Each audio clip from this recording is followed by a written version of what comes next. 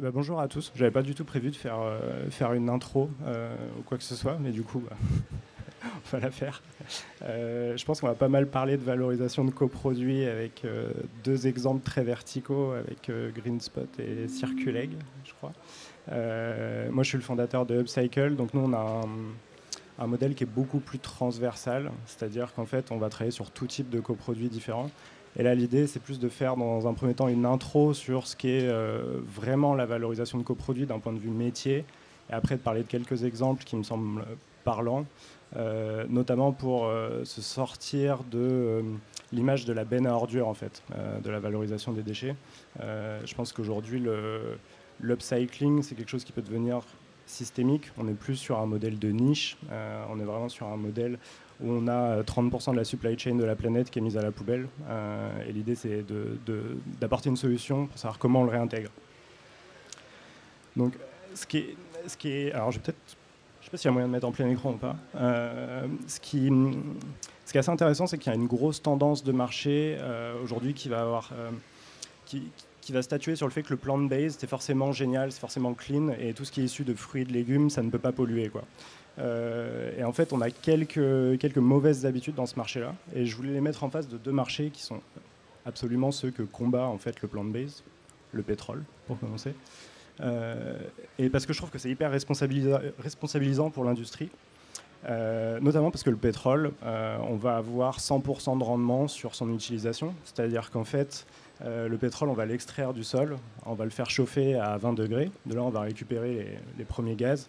150 degrés, c'est les essences qu'on va récupérer. Alors, je vulgarise énormément, hein, c'est un peu plus complexe que ça, hein, c'est des usines colossales, etc. Mais enfin bon, on valorise tout. À 300 degrés, c'est le gasoil qu'on va récupérer. Et à la fin, c'est les bitumes. C'est avec ça qu'on fait les routes. Donc concrètement, on extrait ce qui nous permet de nous transporter et ce sur quoi on se transporte de la même matière, mais on a 100% de rendement. Après, on a la filière qui va être la filière, on va dire, de la viande, où là, c'est assez intéressant parce qu'en fait, la filière de la viande, elle utilise l'éco-produit by design, c'est-à-dire qu'en fait, il y a la totalité d'une bête qui va être valorisée, on va dire la quasi-totalité. À minima, ça va repartir dans d'autres alimentations animales. Les filières de coproduits, elles sont complètement internalisées parce qu'en fait, c'est elles qui sont les vecteurs de marge. On a un peu cet exemple-là aussi dans l'industrie laitière où en fait, la whey protéine, c'était une mode il y a 20 ans et maintenant, en fait, c'est ce qui génère la marge du modèle. C'est-à-dire que le lait, ça permet d'être à l'équilibre et puis la marge, elle vient des coproduits. Et ce qui est assez intéressant dans l'alimentation, enfin dans le modèle de la viande, pardon, c'est que l'alimentation animale aussi a toujours été basée sur des coproduits. Le fameux feedstock ou les tourteaux de pressage de l'huile, on peut avoir même les sondes céréales, font partie en fait intégrante du modèle.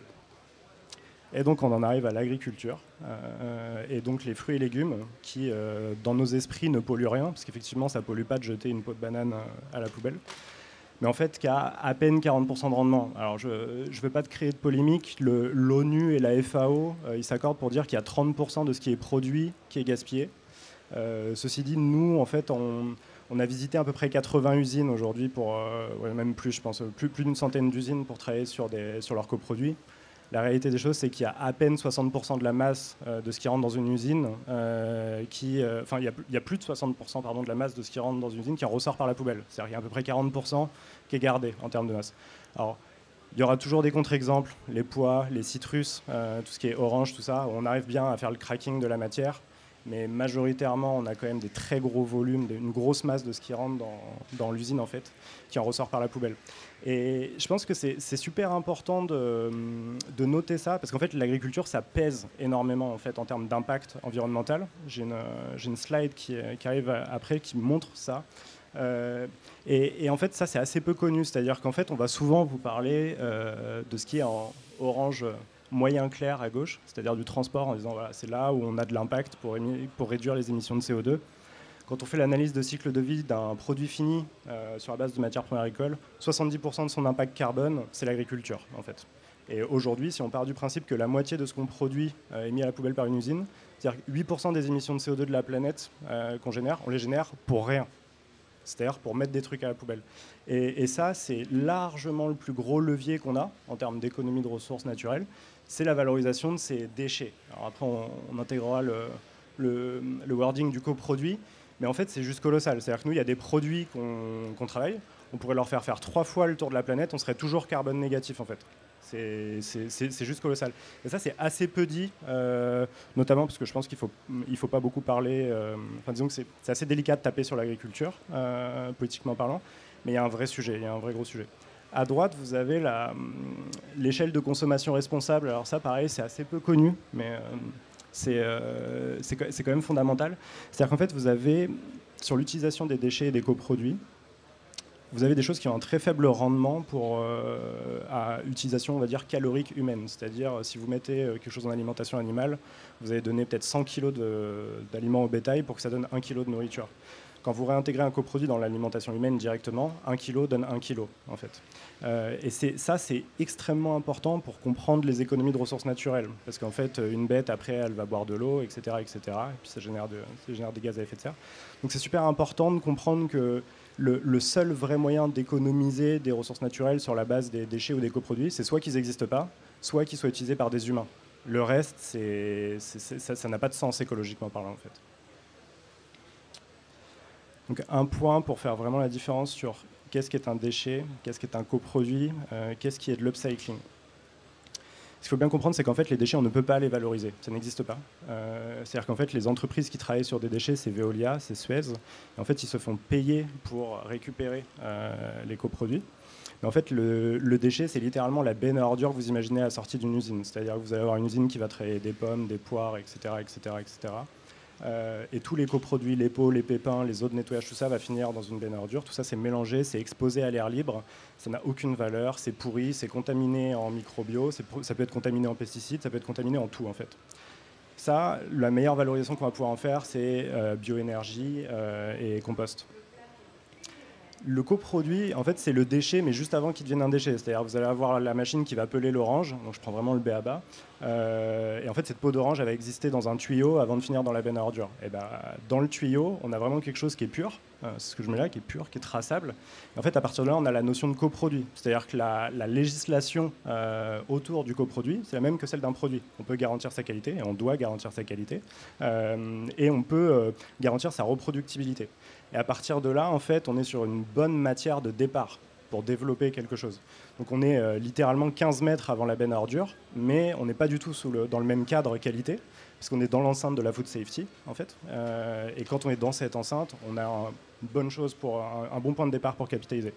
Et en fait, un ingrédient upcyclé, concrètement, c'est quoi? C'est rendre formulable un coproduit.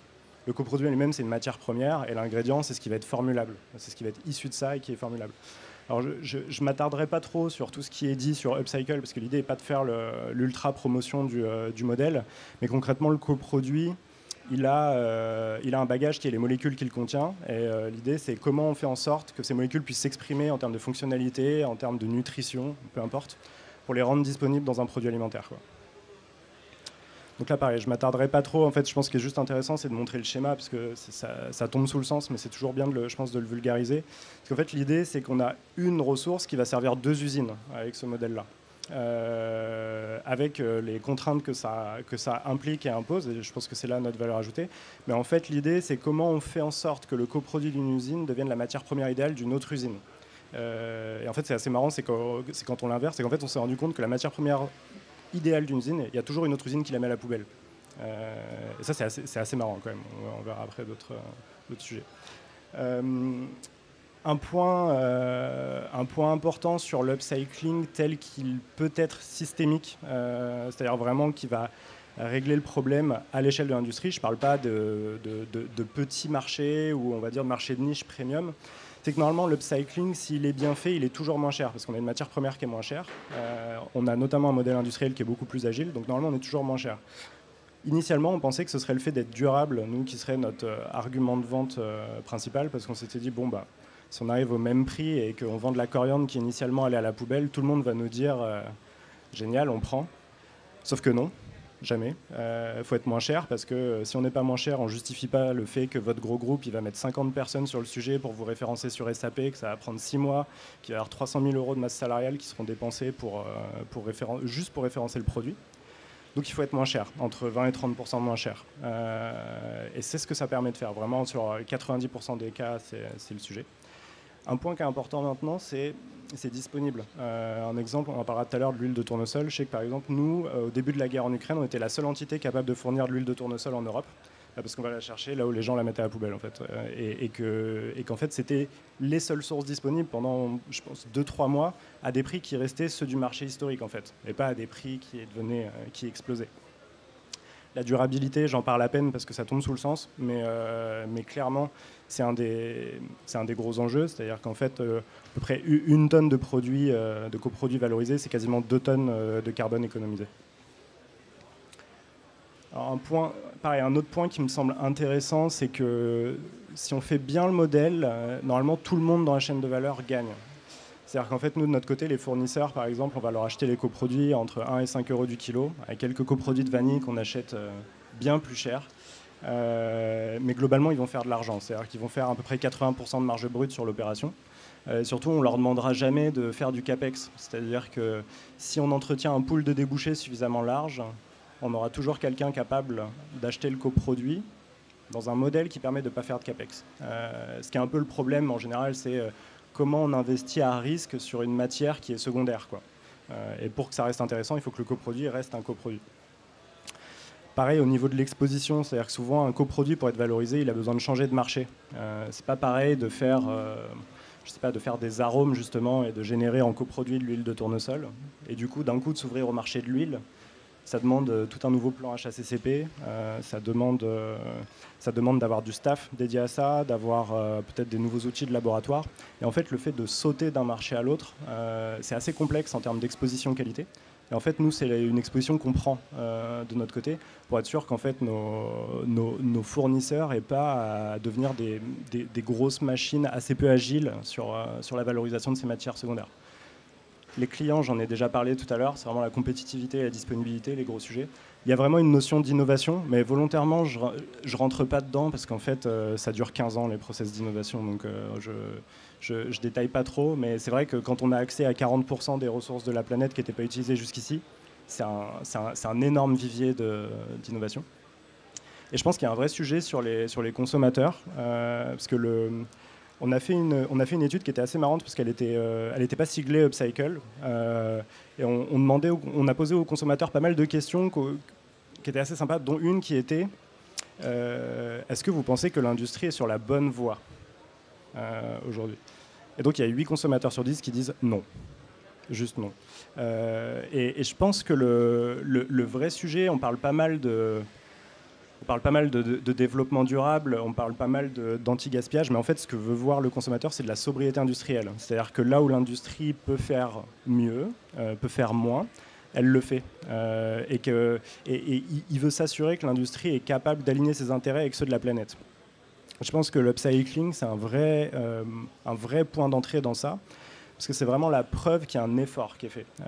Donc je pense qu'il y a vraiment quelque chose à creuser ici. Nous, de ce côté-là, en fait, on mesure les données de CO2, terres arables et d'eau d'irrigation qui sont économisées par la valorisation des coproduits, donc les données agricoles. On en fait la promotion, on les transfère à nos clients pour qu'ils puissent les revendiquer auprès de leurs consommateurs. Mais je pense que c'est une première étape. Je pense que demain, fondamentalement, l'upcycling, ce sera comme le bio, quoi. On va le certifier. Ce sera un nouveau marché. Et ce sera toute une catégorie d'ingrédients qui seront en fait mis en évidence même dans les rayons des supermarchés, quoi. Une slide maintenant pour montrer un peu la puissance du modèle en termes d'économie de ressources. Là, je prends volontairement un produit qui est très simple, de l'huile d'arachide. Donc on a un aromaticien qui achète de l'huile d'arachide, je ne le nommerai pas. L'usine est en Allemagne, donc on achète de l'huile d'arachide aux États-Unis, elle est toastée. Cette huile d'arachide est extraite au CO2 supercritique en Allemagne. Beaucoup de mots barbares, mais pour dire qu'il y a 0,1% de rendement et que 99,9% de l'huile est mise à la poubelle. Le CO2 supercritique étant clean, en fait, on n'a aucune trace de solvant ou quoi que ce soit dans l'huile. C'est 99% qui sont mis à la poubelle. En fait, ils ont une valeur pour faire de la friture, quoi. Donc là, c'est vraiment un produit qui est hyper simple. On a récupéré l'huile, on la raffine et on la revend en fait dans l'industrie de la friture. Bon, bah, sur 150 tonnes d'huile, on a 40 000 euros qui sont économisés par le client. On a 150 000 euros qui sont gagnés par le fournisseur, 207 tonnes de carbone. Et l'eau d'irrigation, ça me fait toujours halluciner. 675 000 tonnes d'eau économisée. Et bon, après, c'est de l'eau d'irrigation, hein, on ne parle pas d'eau potable ou quoi, mais ça reste des mécaniques qui sont... c'est des chiffres qui sont colossaux, quoi. je ne sais pas si on a fait le travail, je crois, pour la cranberry. Je ne sais pas si vous voyez la cranberry, c'est ces grands champs là, ces grands lacs là où ils les mettent en eau. Alors je ne sais pas si vous imaginez les quantités d'eau qui sont économisées là-dessus, mais c'est hallucinant. Et quelques exemples. Ça va être la partie la plus cool, je pense. Donc on sort de la benne à ordures, on passe sur de la vanille. Donc ça, c'est le coproduit. C'est-à-dire que c'est même pas l'ingrédient. C'est-à-dire que le coproduit, il est comme ça. C'est-à-dire c'est un extrait. Le coproduit, c'est un extrait de vanille que nous on récupère à 12% de vanilline. Alors 80% de nos clients, quand on les voit, ils nous disent c'est pas possible en fait. C'est pas possible parce que 6% c'est le standard du marché et 12% c'est forcément de la fraude. Et non, en fait, c'est juste qu'il y a une raison, on ne sait pas encore trop pourquoi, mais pour laquelle c'est mis à la poubelle. Et on se retrouve avec l'extrait de vanille le moins cher du marché, notamment parce qu'en fait, je ne sais pas si vous connaissez un peu le marché de la vanille, mais on ne peut pas faire sortir un produit qui s'appelle vanille à moins de 150 € du kilo de Madagascar. C'est impossible. Et nous, le coproduit, il est généré en France. Et en fait, notre produit, il est à moins de 70 € du point de vanilline, ce qui est en gros 2 fois en dessous le prix du marché. Et avec une note en fait aromatique qui est bien supérieure à celle de la concurrence. Et en fait, ce coproduit, nous, on a juste eu à le re-rendre soluble. C'est-à-dire qu'en fait, là, tel qu'il sort, il est difficilement exploitable. Donc on l'a remis sur des nouveaux supports pour lui refaire trouver un marché. Mais ce que je trouvais assez intéressant dans l'exemple, c'est de se dire qu'en fait, nous, le plus dur, on a mis 2 ans à avoir un premier client là-dessus. Parce qu'en fait, ils pensaient tous qu'on mentait. En fait. Ils étaient sûrs que c'était impossible que ce soit un déchet, quelque chose comme ça. Ça, c'est pour les laboratoires R&D. Donc, vous connaissez probablement tous les tourteaux de presse de l'huile, c'est-à-dire le coproduit de pressage de l'huile. Là, en l'occurrence, on parle du lin. Le lin, ce qui est intéressant, c'est qu'il a une fibre sur la coque, sur son mucilage, il a une fibre soluble qui va être un épaississant naturel. Et donc, en fait, ça, c'est un peu le couteau suisse des coproduits. C'est-à-dire que déjà, il est clair, il a très peu de goût, pas d'impact odeur. Et en fait, quand on va en mettre 5% dans un produit, enfin entre 1 et 10%, ça dépend à quel point on veut épaissir la solution, mais on va remplacer la gomme de xanthane en fait, en grande partie. Et on peut même faire des mayonnaises véganes. On ne pourra jamais les appeler mayonnaise parce qu'il n'y a pas d'œuf, mais on va pouvoir faire ces émulsions en fait, vraiment clean label. Et là, on est à peu près sur 30 000 tonnes disponibles par an. Je suis désolé, j'ai l'impression que ça varie beaucoup le micro. À peu près sur 30 000 tonnes disponibles par an, et on est sur un produit qui a 1,50 € du kilo, donc en fait qui va être largement compétitif du blanc d'œuf ou des choses comme ça. Hop, pardon. Je vous parlais tout à l'heure de l'huile d'arachide. On a pareil sur le tournesol. Je ne m'étends pas dessus, mais je trouvais vraiment important de mentionner que le fait que vraiment, pendant les shortages, en fait, quand il y a vraiment une rupture d'appro sur une matière, la quasi seule solution de trouver une matière disponible, en fait, c'est de regarder dans l'upcycling, c'est de regarder où est-ce qu'elle est mise à la poubelle, qui la met à la poubelle et qui a une raison de le mettre à la poubelle. Et du coup, comment on peut le remettre à l'échelle, en fait, comment on peut le scaler. Un autre sujet qui me semble intéressant, c'est les fruits rouges. L'année dernière, la récolte a été absolument exécrable. Et il y a des gens qui achètent des fruits rouges, qui les pressent pour faire du colorant. Il y a des sociétés comme Iprona, par exemple, qui font ça. Et en fait, une fois qu'elles en ont extrait le colorant, le jus concentré ou l'extrait concentré part à la poubelle. Donc là, c'est un jus concentré décoloré, manifestement pas trop, mais décoloré quand même. Et qu'en fait, c'est de la myrtille, quoi. C'est un concentré de myrtille standard. Le marché est plutôt à 25 € du kilo. Là, on est à 10 sur ce produit-là. Et donc là, typiquement, sur les augmentations de prix qu'on a en ce moment, là, on va vraiment aller chercher de la compétitivité. Là, c'est clairement le sujet de ce produit-là. Alors après, il y a toujours quelques petites choses à régler, hein. Faut pas se mentir, notamment si on est sur un produit qui est décoloré, on a moins d'apport couleur, donc il faut compenser cet apport couleur en formule. Mais en termes de coût d'utilisation, c'est largement en dessous du marché. Ça, vous en avez déjà peut-être beaucoup entendu parler, ou en tout cas, vous en avez tous déjà mangé, parce qu'à chaque fois que vous croyez que vous mangez de la vanille dans un yaourt, en fait, c'est de la gousse de vanille qui est mise en poudre, la plupart du temps. Il y a quelques entreprises qui mettent des graines vraiment de vanille, des vrais grains de vanille. La plupart du temps, c'est de la gousse épuisée. Vous pouvez regarder derrière les étiquettes, le labeling, mais souvent, c'est marqué gousse de vanille épuisée. Bon, c'est la gousse de vanille après l'extraction, typiquement l'extraction qu'on pourrait voir là. Hein. C'est le coproduit de ça, le coproduit du coproduit. Qui est mis en poudre en fait. Et ça se vend très cher, pareil, il y a un shortage, c'est 80 € du kilo quasiment le produit. Donc là, c'est de la très forte valeur ajoutée. Et on arrive sur un problème qui est, il y a plus de demandes sur ça que sur l'extrait de vanille. Donc en fait, il y a un shortage de coproduits. Un autre exemple qui me semble assez parlant, qui est la coriandre. L'industrie de la semence vend de la coriandre pour cultiver de la coriandre, puisque la coriandre est une graine. Et cette graine, en fait, dans l'industrie de la semence, l'aspect, c'est 99% de taux de germination, sinon c'est poubelle. Sauf que de la coriandre qui germe pas, c'est quand même de la coriandre quand vous l'achetez dans votre pot d'épices, quoi. Et donc l'idée, ça a été de créer un pont forcément entre cette industrie et l'industrie food. Et en fait, aujourd'hui, on a 1000 tonnes par an de coriandre origine France à vendre, qui est moins cher que la coriandre origine russe ou origine Maroc, par exemple. Et 1000 tonnes, ça commence à faire des volumes encore, ça fait quelques hectares. Et donc une dernière farine désulée, donc là j'en parle surtout pour amener du goût, un profil nutritionnel. C'est pas mes produits préférés, mais il y a quand même un vrai sujet aujourd'hui, c'est quand même celui qui a été le plus...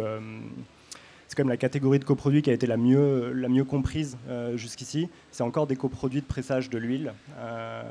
Je pense que notamment sur la noisette, pour faire des ganaches pour les chocolats, les industries du chocolat, il y a des vrais sujets du moment où on arrive à remplacer vraiment le fruit sec. Je pense la noisette, ou là je parle de la noix, mais en fait sur la noisette, par exemple, je sais que cette semaine on a référencé un gisement qui fait 1000 tonnes. C'est un gisement de 1000 tonnes qu'on vend à 3,50 € du kilo, donc qui est une fois et demie sous le prix de la noisette. Aujourd'hui, il y a un vrai sujet en termes d'économie de ressources et d'économie d'argent passer sur ce genre de supply chain, quoi. C'est tout pour moi. J'espère qu'en fait ça a été assez concret pour vous avec les exemples, parce que souvent c'est l'idée, c'est de pas rester sur le marc de pomme, la drèche de brasserie, qui sont effectivement des coproduits hyper intéressants et des gros sujets à régler, mais de rentrer sur quelque chose qui est beaucoup plus large pour montrer qu'en fait sur tous les coproduits il y a un débouché, et sur toutes les matières premières que vous cherchez, il y a quelqu'un qui les met à la poubelle, quoi. C'est vraiment le sujet. Merci beaucoup.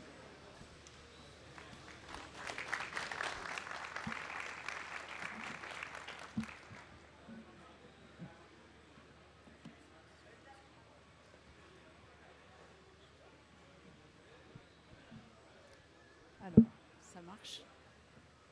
Vous m'entendez? Oui. Bonjour. Moi je suis... Oula, c'est pas la première... Ok. On y va.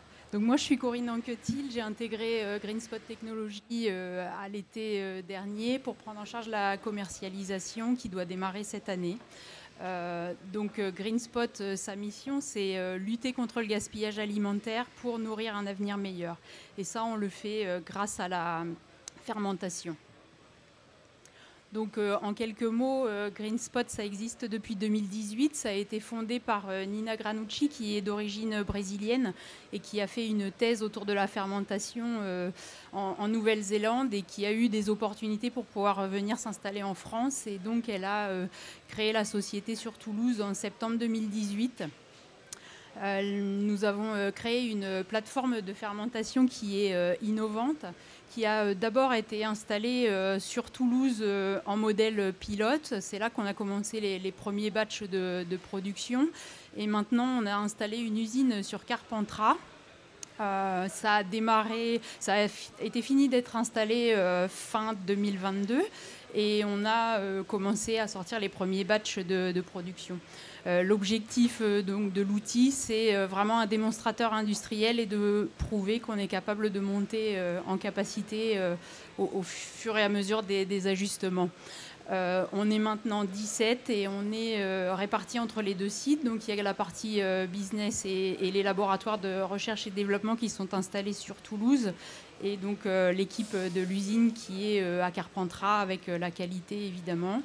On a eu la chance d'être récompensé à de nombreuses occasions et on est soutenu par les institutions françaises et européennes, ce qui nous aide à développer la société. Donc, comme je disais, on a fait le choix de la fermentation pour pouvoir nourrir la planète et améliorer l'alimentation future. Donc, l'objectif, c'était de répondre à 3 enjeux majeurs qu'on avait identifiés auprès des industriels agroalimentaires. C'était la nécessité d'avoir la durabilité des systèmes alimentaires. Comme l'a dit Julien, il y a beaucoup de gaspillage actuellement. Il fallait répondre à des besoins de qualité nutritionnelle. C'est ce qu'apporte également la fermentation et la recherche de naturalité. Je pourrais vous détailler un peu plus tard. Donc aujourd'hui, GreenSpot propose des ingrédients qui sont naturels et qui répondent à ces besoins nutritionnels sans épuiser davantage les ressources. Donc on a 4 piliers qui ont servi à construire l'activité. Donc le premier souhait, c'était de mettre en place un modèle d'économie circulaire. Donc vraiment le coproduit et la matière première chez GreenSpot Technologies. On souhaitait mettre en place une nutrition qui soit plus saine, et ça c'est grâce à la fermentation qu'on développe des propriétés nutritionnelles intéressantes. J'y reviendrai aussi plus tard. Il y a eu un modèle qui a été éco-conçu dans l'objectif de réduire les coûts à la fois économiques et environnementaux, et un souhait de proposer un ingrédient sous forme de farine pour qu'il soit pratique pour les industriels. Et enfin, on a un produit qui est clean label parce qu'on a la chance d'avoir la nature qui travaille pour nous, en fait, grâce à la fermentation. Donc le travail chez GreenSpot Technologies, c'est d'une part la collecte des coproduits auprès des industriels qui sont partenaires. Donc je ne vais pas revenir sur qu'est-ce qu'est un coproduit, Julien l'a bien détaillé. Mais donc on vient récupérer le coproduit chez l'industriel avant qu'il soit au stade de déchet, c'est le point fondamental. On vient appliquer une fermentation en ajoutant nos souches propriétaires et non OGM. Et à l'issue de cette fermentation, on a une étape de séchage et de broyage pour pouvoir obtenir des ingrédients sous forme de poudre. L'avantage du procédé, donc, qui a été breveté, c'est qu'il est versatile. On peut passer toutes sortes de coproduits sur le même système. C'est un équipement qui demande peu de surface. Comme je disais, on a donc un procédé entièrement naturel avec donc pas d'OGM sur les souches et pas d'extraction tout au long du process. On ne génère pas de déchets, uniquement de la vapeur d'eau claire. Et ensuite, c'est industrialisable. Donc, on est en train de le prouver sur l'usine de Carpentras. Pour rentrer un peu plus dans le détail de la fermentation et de ses atouts, même si je ne suis pas la spécialiste, mais en tout cas, la fermentation permet de libérer le potentiel nutritionnel et fonctionnel des coproduits. Donc sur l'aspect nutritionnel, on a une réduction des sucres qui ont été consommés par les micro-organismes. On a une concentration en fibres, en protéines et régulièrement en minéraux. Sur la partie santé, il y a une modification du profil des fibres et des protéines qui fait qu'il y a une meilleure digestibilité, et on a une consommation des facteurs antinutritionnels. Sur l'aspect fonctionnel, la fermentation amène du goût, de la couleur et participe à la texturation grâce à un pouvoir épaississant et émulsifiant. Et enfin, ça permet de standardiser le produit parce que on a parfois l'image effectivement des coproduits un peu négative. Et donc on a des hétérogénéités sur les lots de coproduits, mais grâce à la fermentation, on stabilise et on a des produits assez réguliers en sortie. On a constaté en comparant les différents batchs qu'on avait peu de variabilité sur la qualité des lots. Et comme on le sèche et on le met en poudre, ça permet de stabiliser aussi le produit. Donc GreenSpot a fait le choix aujourd'hui de commercialiser 3 ingrédients qui sont à base donc, de drèche de brasserie qui sortent de la fabrication de la bière, le ferment-up tomate qui est issu de la fabrication de la sauce tomate, et le ferment-up pomme dont les résidus viennent de la fabrication de compote de pommes. Donc chaque ingrédient a des propriétés qui sont différentes, avec des saveurs qui peuvent aller des notes toastées, cacao sur la drèche de brasserie, un peu umami, acide aussi sur la tomate, et la pomme est plutôt fruitée, acide, sans avoir goût de pomme en fait. Et donc on a une richesse en fibres sur les 3 produits qui est intéressante à travailler, et un apport protéine qui, en fonction des applications, peut être intéressant.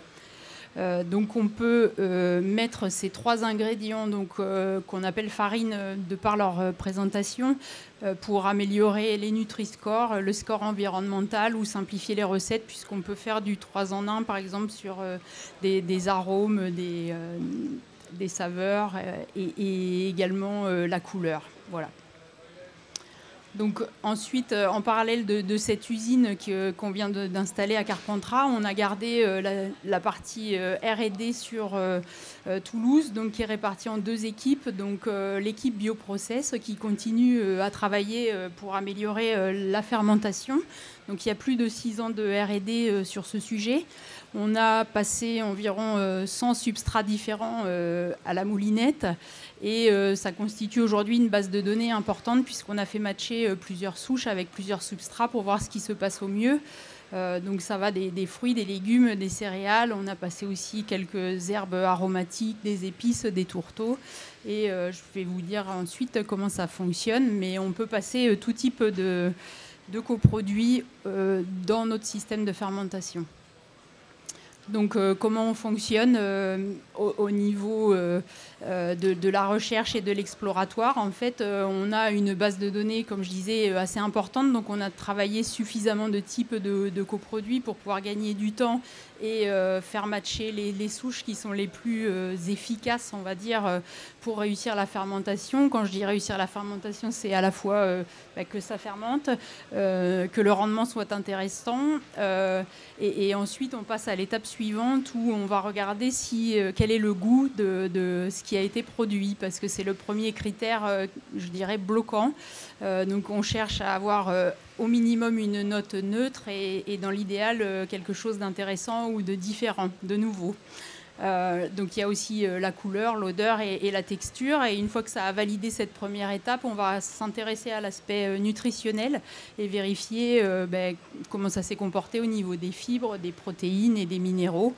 Quand on a des partenariats avec des industriels sur lesquels on doit optimiser la valorisation de leurs coproduits, on peut faire une boucle et revenir, c'est-à-dire en fonction de l'objectif à atteindre, que ce soit la couleur, le rendement, les propriétés fonctionnelles, on peut repasser dans la boucle et tester de nouvelles souches.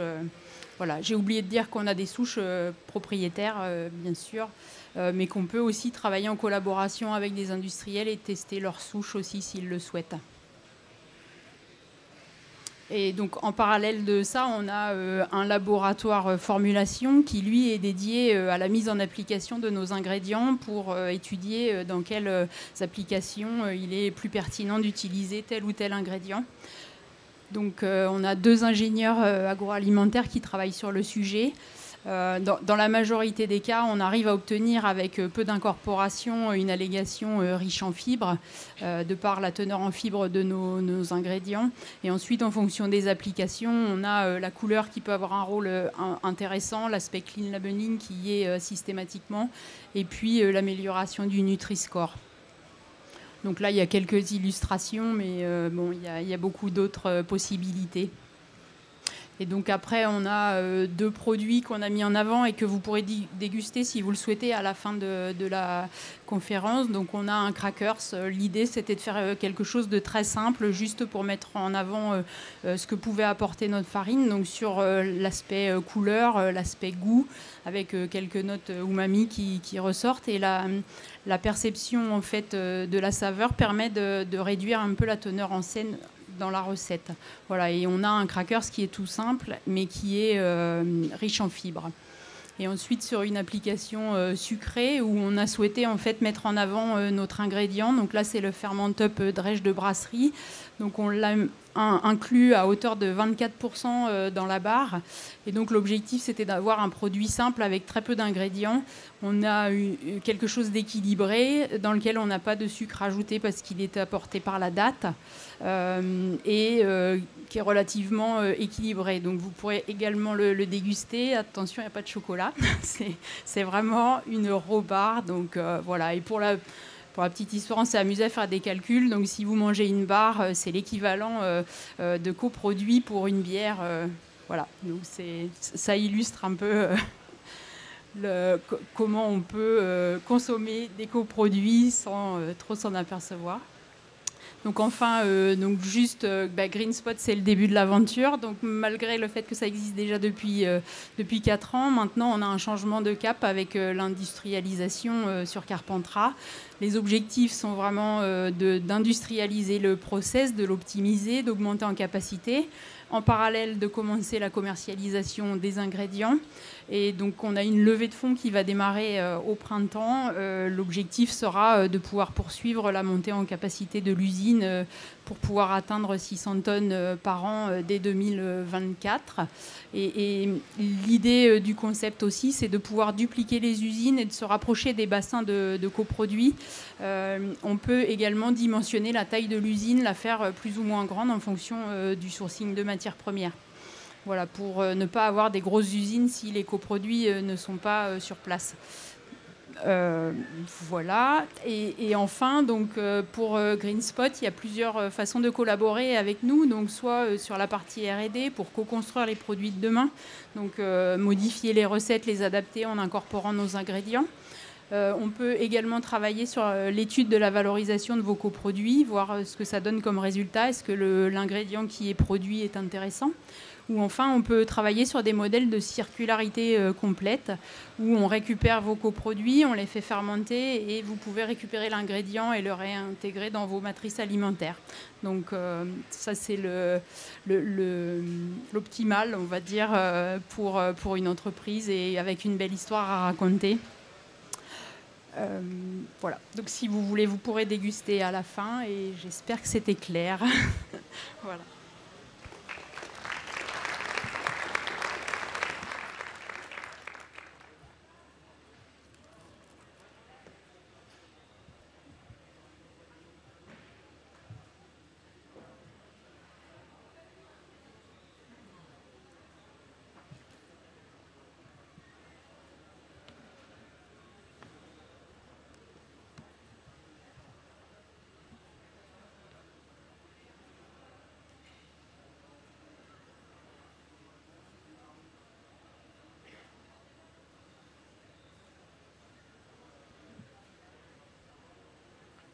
Bonjour. Bonjour à tous et à toutes. Je suis très heureux d'être ici pour vous parler un petit peu des coproduits comme on a pu le faire depuis le début avec Upcycle et GreenSpot Technologies. Merci au CFIA et à vous de votre présence ici et merci au CFIA de nous accueillir. Je travaille chez Circuleg, donc je suis Thibaut Ridel. Pour ceux qui étaient venus voir Yacine Kabesh, je l'ai remplacé au pied levé. Et donc moi, je suis Thibaut Ridel et je travaille sur l'industrialisation de notre procédé chez Circuleg. Et je vais vous parler un petit peu de notre vision du coproduit des coquilles d'œufs et de comment on s'intègre en fait dans une filière d'économie circulaire. Donc, comme on l'a vu depuis le début de la conférence, les coproduits ils représentent un immense gisement de valeur qui est pour le moment assez peu utilisé, valorisé ou sous-valorisé. Pour reprendre un peu la chaîne, vous la connaissez sans doute mieux que moi, mais on a donc les matières agricoles qui sont produites par nos éleveurs français notamment, qui sont ensuite transformées par les industries agroalimentaires pour former les petits muffins que vous mangez avec plaisir. Mais ce qu'il faut savoir, c'est que les coproduits industriels, ils sont aussi là et représentent une grande partie. Donc 12 millions de tonnes de coproduits qui sont rejetés chaque année en France et donc 80% qui sont faiblement valorisés. Faiblement, j'entends qu'ils sont utilisés comme amendement. Donc voilà, c'est un peu la différence de wording qu'on utilisait, que présentait Julien tout à l'heure. Ces coproduits, ça représente 4,7 milliards de dollars actuellement de revenus dans le monde, alors qu'ils sont pour le moment peu valorisés. On voit donc qu'il y a une grande marge pour encore les valoriser encore plus. Et donc voilà, on va voir, c'est le premier point pour montrer un peu comment, à quel point les coproduits représentent un véritable gisement de valeur.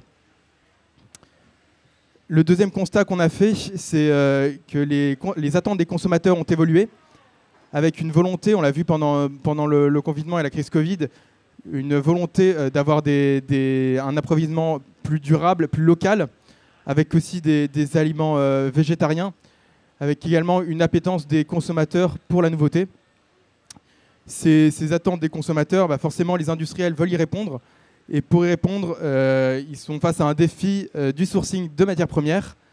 On est également dans un contexte avec la crise géopolitique, l'augmentation du prix des matières premières et du prix de l'énergie.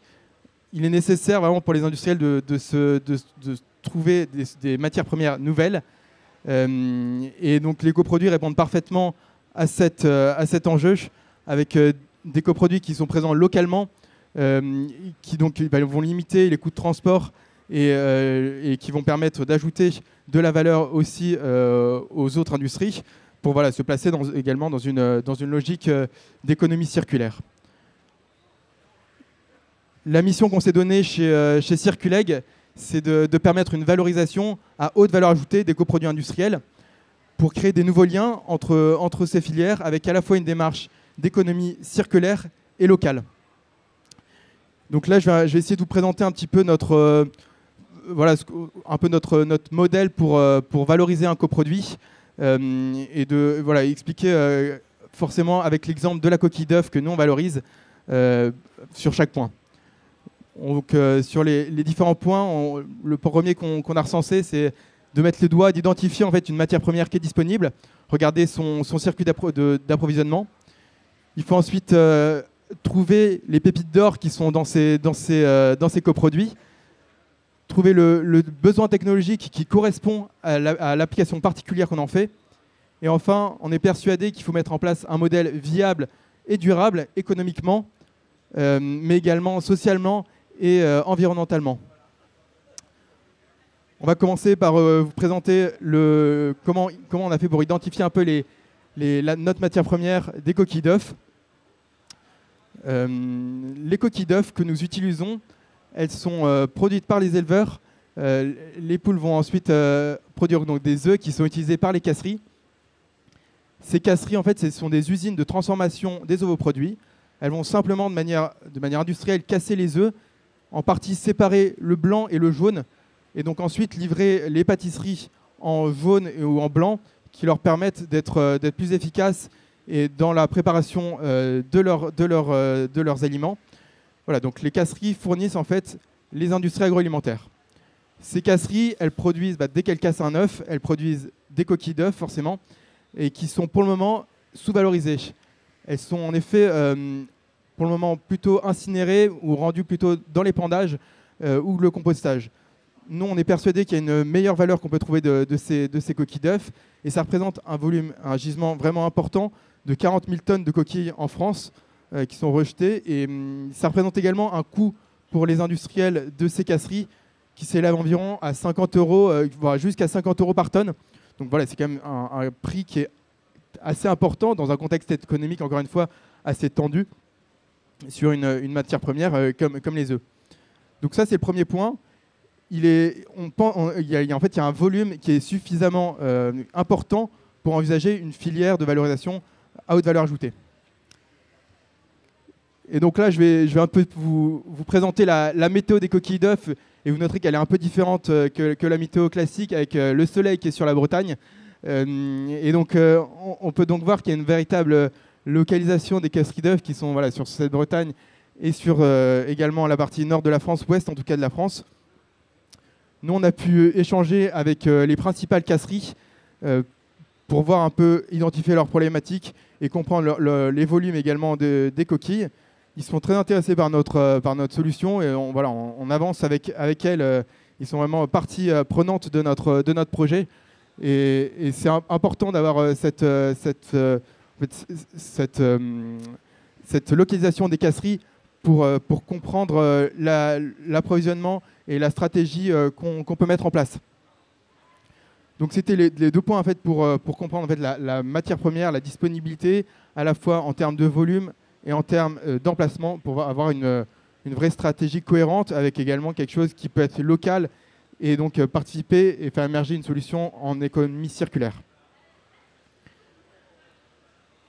Le deuxième point, je vous le disais, c'est de révéler la marge de valorisation, c'est de trouver les pépites d'or qui sont cachées dans ces coquilles d'œufs.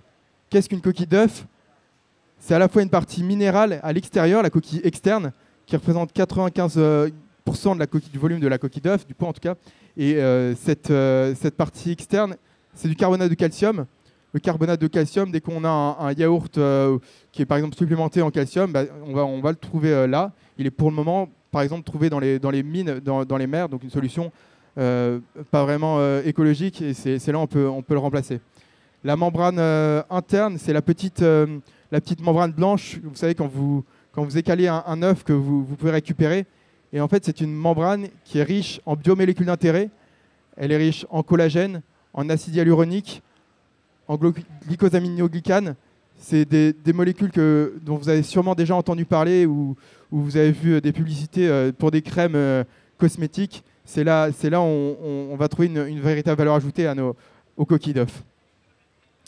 Ces coquilles d'œufs, donc, on en fait 2 produits. Le premier produit, c'est une poudre de coquille, donc la coquille externe, du carbonate de calcium finalement, avec une meilleure biodisponibilité et une faible teneur également en métaux lourds. À ces caractéristiques vont s'ajouter 2 autres caractéristiques.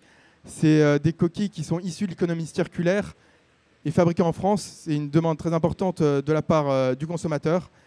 Elles sont également biosourcées. Ça, c'est notre premier produit qu'on va valoriser donc à la fois sur les marchés de la cosmétique, des matériaux, du pet food et du complément alimentaire. Notre second produit, c'est une poudre de membrane qui est la haute valeur ajoutée. Notre poudre de membrane, comme je vous le disais, elle a plusieurs molécules qui sont ensemble. Habituellement, les industriels les achètent de manière séparée. Nous, la nature nous propose quand elles sont toutes ensemble, donc autant les utiliser directement ensemble. Cette poudre a une efficacité cliniquement prouvée qui permet en fait de réduire les douleurs articulaires et elle a un effet également anti-inflammatoire. Tout comme la poudre de coquille, la poudre de membrane, c'est un produit végétarien qui est produit en France et qui est également biosourcé. Donc là, on a pu voir nos 2 produits qui nous permettent de trouver vraiment la valeur des coquilles d'œufs, avec également des marchés comme le complément alimentaire et des protéines, les cosmétiques notamment. Ensuite, il y a un troisième point qui est très important, c'est de trouver en fait la technologie qui répond à notre besoin pour pouvoir en fait réussir à déceler la marge de valorisation. Là-dessus, je vais vous présenter le modèle qu'on a mis en place. On peut voir ici, on a représenté une casserie, donc on a l'arrivée des matières premières. Il s'agit des œufs qui sont ensuite cassés. On sépare le blanc et le jaune et ça fournit des ingrédients aux industries alimentaires. Actuellement, on a un traitement des coproduits qui est l'élimination et donc à faible valeur ajoutée. Ça va aller dans les champs en tant qu'amendement classique. Et nous, on vient se positionner en remplacement de cette solution pour apporter plus de valeur ajoutée en créant les produits que je vous ai présentés, à la fois avec une poudre coquille, une poudre de membrane. Cette solution, l'objectif, nous, c'est vraiment d'aller au cœur des usines, s'implanter juste à côté et proposer une solution modulaire aux industriels. Ainsi, on a vraiment une logique facile et on travaille sur du local pour avoir une véritable économie circulaire. Et donc, c'est une logique qui permet aussi d'avoir un modèle pérenne pour la casserie qui nous accueille. Circuleg a également développé un process qui permet justement de séparer la coquille et la membrane. Et ce process a été breveté. Donc c'est aussi trouver la technologie qui répond à l'enjeu et comment valoriser cette matière première. Donc à la fois par un process et par une implantation qui se veut au cœur du modèle. Enfin, pour valoriser ces coproduits, on est persuadé qu'il est nécessaire de mettre en place un modèle viable et durable, à la fois économiquement, socialement et environnementalement parlant et juste. Le premier point, c'est qu'on va éliminer le coût de traitement des coquilles d'œufs pour les industriels. Il est représenté 50 € par tonne. Nous, on va les récupérer gratuitement. C'est un modèle gagnant-gagnant. Nous, on récupère la valeur. Eux, ils récupèrent également de la valeur en économisant le coût de traitement. Ça, c'est le premier point.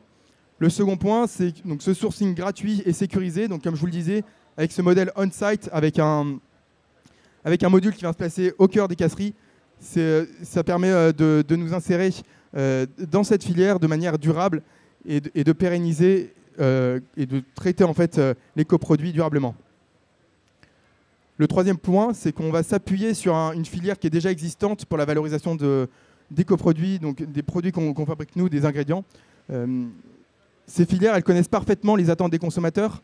Elles vont savoir nous demander également d'adapter nos produits pour qu'ils répondent vraiment de manière juste à la temporalité et aux attentes des consommateurs pour pouvoir les valoriser au mieux.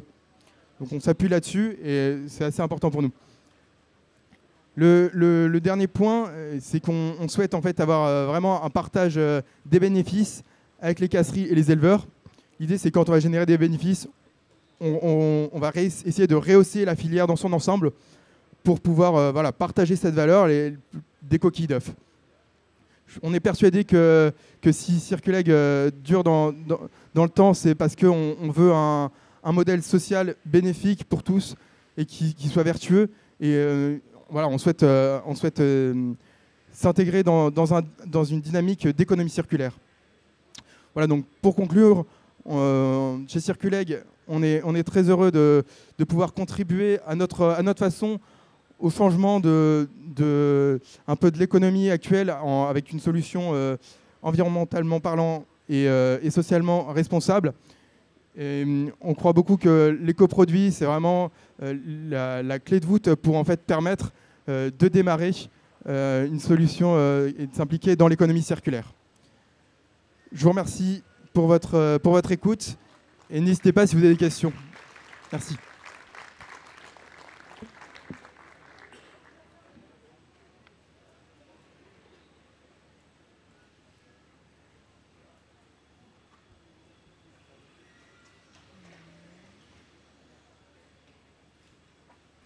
S'il y a des questions, en fait, vous pouvez lever la main.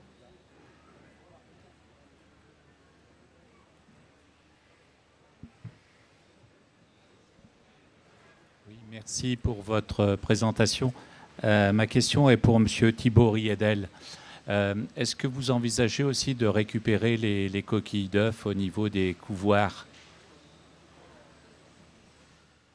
On regarde un peu tous les coproduits. Je pense qu'il y a déjà 40 000 tonnes de coquilles d'œufs. Évidemment, je pense qu'on envisage un peu tout, mais voilà, à court terme, c'est peut-être pas le plus simple.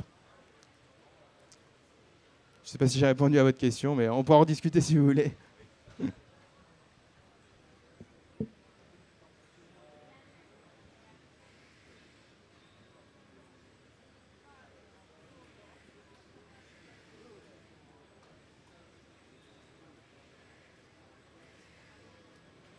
Bonjour, j'aurais une question dans le cas où les œufs ne viennent pas de France. En ce moment, on a des problématiques d'approvisionnement dans l'œuf. Si l'œuf ne vient pas de France, mais qu'il est cassé en France, est-ce qu'on garde les appellations, les coquilles et les membranes? Est-ce qu'on a encore des produits français? Est-ce que vous refusez les coquilles et on doit trouver une autre solution pour nos coquilles? Comment ça s'arrange dans ces cas-là? C'est effectivement une très bonne question. Je pense qu'une fois que les œufs sont en fait dans l'usine, elles ont déjà fait le trajet, donc elles ont déjà entre guillemets consommé le CO2 qui correspond à cette étape de transport. On n'a pas de label produit français. Là-dessus, je pense que ce serait un peu faux de dire ça.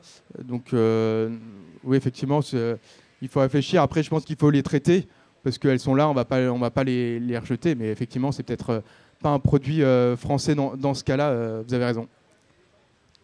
Si je peux peut-être juste me permettre par rapport à cette question-là, si la question est d'un point de vue purement légal, je crois que si la valeur ajoutée, c'est plus de 40% qui est fait sur le sol français, légalement, c'est made in France. Maintenant, d'un point de vue transparence, conso, c'est différent.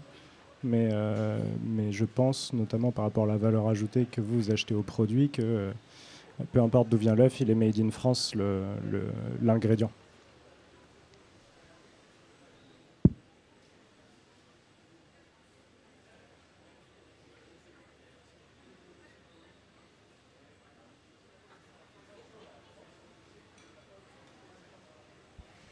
Oui, merci beaucoup pour les informations. Peut-être une question pour Monsieur Julien Lesage de Upcycle. Apparemment, il y a une grosse problématique pour identifier les sources, qui gaspille quoi, où sont gaspillés les produits. Et donc, c'est quoi la procédure pour identifier ces sources? Est-ce qu'il y a un annuaire national de qui gaspille quoi, ou est-ce que c'est les gens qui ont des coproduits qui se retournent ou qui cherchent une solution? Alors, en fait, il n'existe pas de base de données de coproduits. C'est-à-dire qu'il y a des bases de données de déchets, mais en fait, un déchet, c'est pas traçable, on ne sait pas ce qui est mélangé, en quelle proportion.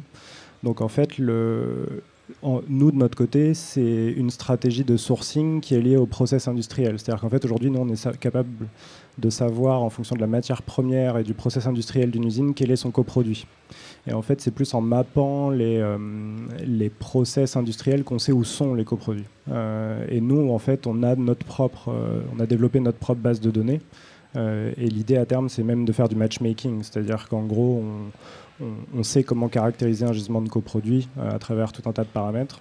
On sait comment caractériser un débouché. Et tout ça, à la fin, ça donne une sorte de Tinder, en fait, des coproduits. Mais cette base de données, elle est plutôt de notre côté maintenant, en fait.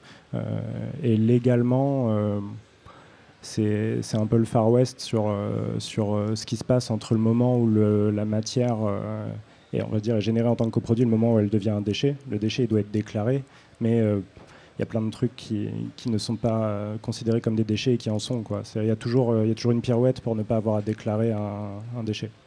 Et pareil, en termes de traçabilité, chaque coproduit a sa propre DDM ou... Ouais, tout à fait. Tout ça, ça suit le coproduit.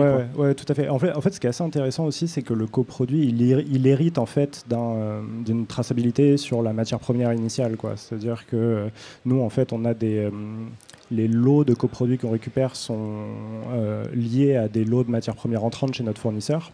Donc, en fait, on a la capacité de récupérer des certificats d'analyse sur les lots. Et en fait, on a des correspondances de lots. Et nous, de notre côté, en fait, aucun lot ne bouge tant qu'il n'a pas été analysé.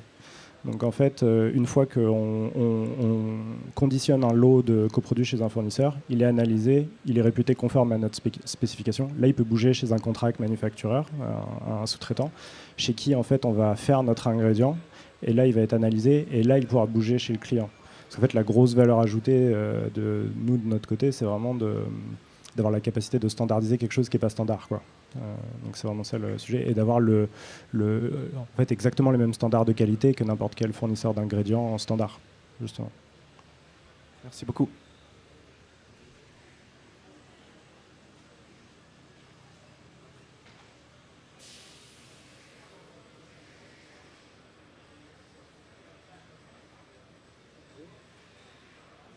Bon, je vois qu'il y a beaucoup de jeunes, donc on embauche de notre côté, donc postuler. Et pas que les jeunes d'ailleurs. Vous nous avez parlé des coproduits à partir pour les pommes, à partir des usines de production de compotes. Est-ce que les entreprises qui produisent du cidre pourraient être intéressées par cette approche-là ? Ouais, je pense. Alors, j'ai des liens directs familiaux historiques avec ce genre d'entreprise. En fait, historiquement, le coproduit, le marc de pomme de pressage, il est envoyé dans l'industrie de la pectine. Il est valorisé assez peu cher dans cette industrie-là. Il y a beaucoup d'autres débouchés.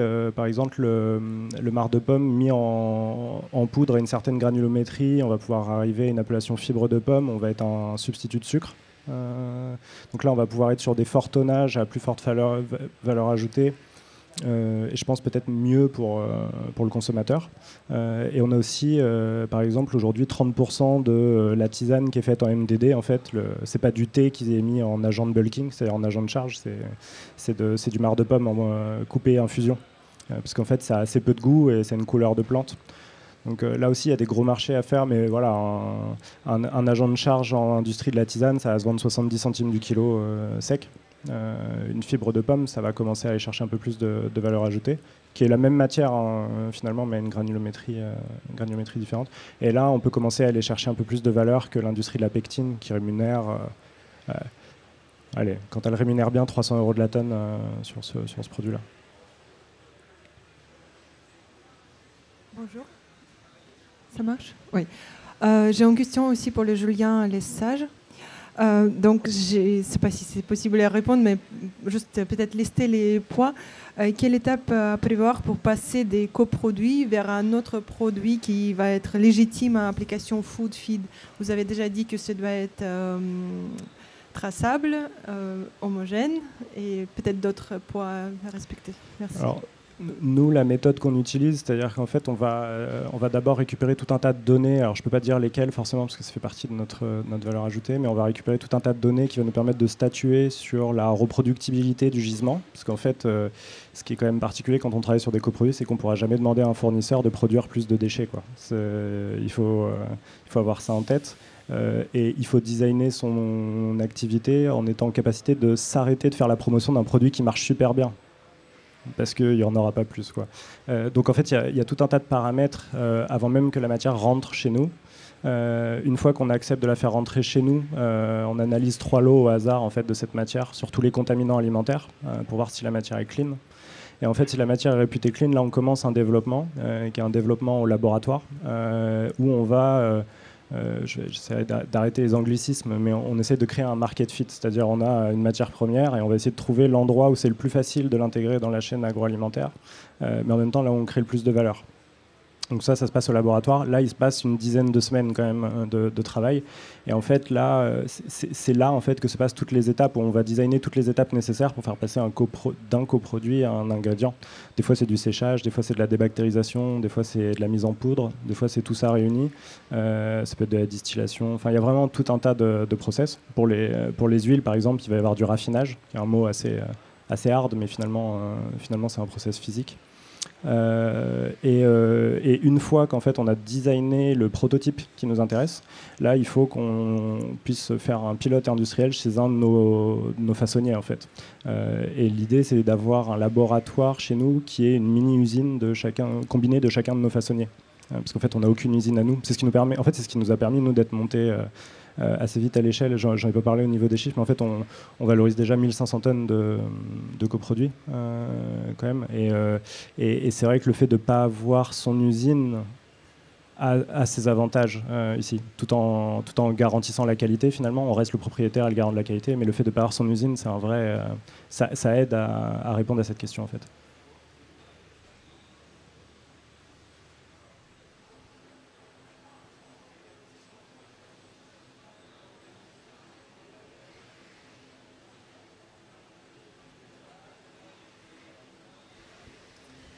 Bonjour, donc c'est pour les trois. Au niveau de la logistique de ces coproduits-là, comment est-ce qu'aujourd'hui vous organisez? Qui est-ce qui prend les coûts logistiques aussi bien financiers qu'environnementaux?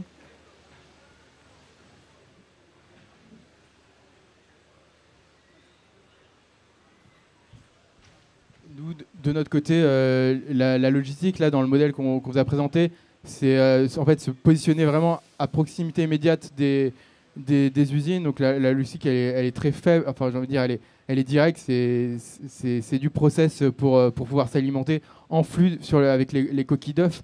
Donc voilà, on essaie de la diminuer au maximum pour justement réduire ses coûts et l'impact environnemental. Et dans le cas où il y en a, je pense que ce serait plutôt à nous de le prendre en charge.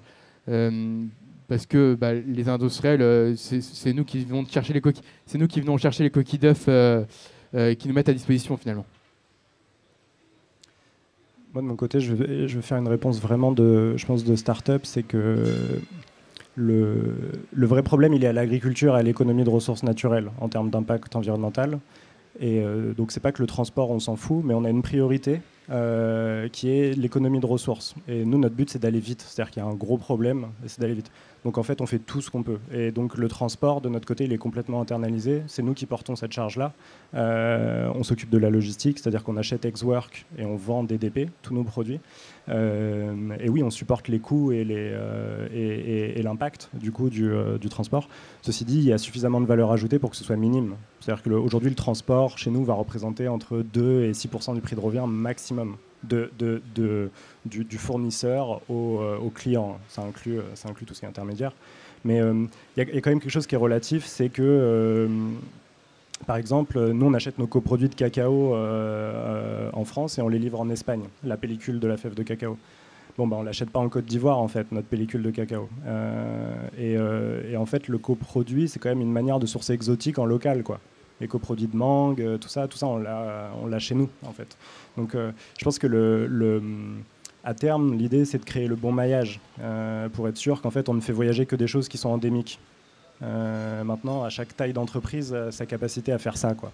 Nous, si on veut faire un bon maillage, il faut lever je sais pas, 200 millions d'euros peut-être pour faire un maillage global et avoir des entités partout. Aujourd'hui, on est dans une étape de développement où on est une vingtaine de personnes, enfin on est 15 aujourd'hui chez Upcycle. Mais on a déjà un maillage qui est, on travaille sur France et pays limitrophes. Et déjà, des fois, quand même, même dans l'équipe, on sent que ça se pose la question de vraiment faire voyager la cohérence de faire voyager une matière, quoi. Donc voilà. Donc chez GreenSpot aussi, c'est pris en charge par l'entreprise. Aujourd'hui, on se veut être une solution de valorisation du coproduit et non pas un problème. Donc on va être très réactif. C'est tout l'enjeu parce qu'effectivement, le coproduit, il a une durée de vie très courte. Et donc, il y a nécessité de stabiliser très rapidement. Donc, soit dans le cas de certains partenariats, c'est fait chez l'industriel et du coup, ça nécessite d'être un peu moins réactif. Ça donne un petit peu d'air et on n'est pas obligé de venir chercher immédiatement le coproduit. Mais ça reste effectivement une charge pour l'entreprise. Mais c'est vraiment dans le souhait d'apporter la solution à l'industriel. Ça fait vraiment partie du changement de paradigme qu'apporte l'upcycling. C'est-à-dire qu'en fait, la logistique ne fait plus partie du frein. Quand on est sur des déchets, la logistique, c'est un problème. Quand on est sur des coproduits, la logistique est une partie du prix de revient. Et ça je pense que c'est vraiment important d'intégrer ça parce que ça rend le modèle possible, en fait. Par contre, il y a quand même une volonté aujourd'hui d'être... Carpentras, ce n'est pas le hasard. On est installé au cœur du bassin de production fruits et légumes. Et les 3 ingrédients qui ont été lancés aujourd'hui sont ceux issus des sources de coproduits qui sont autour de nous. Donc, effectivement, si on devait travailler la betterave ou la pomme de terre, on irait installer une usine plutôt dans le nord de la France, quoi. Il y a quand même un souhait de ne pas faire des kilomètres quand même à des coproduits.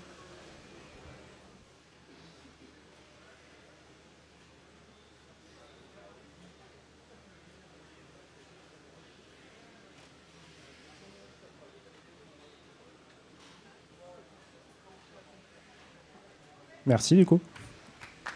Merci. Merci beaucoup.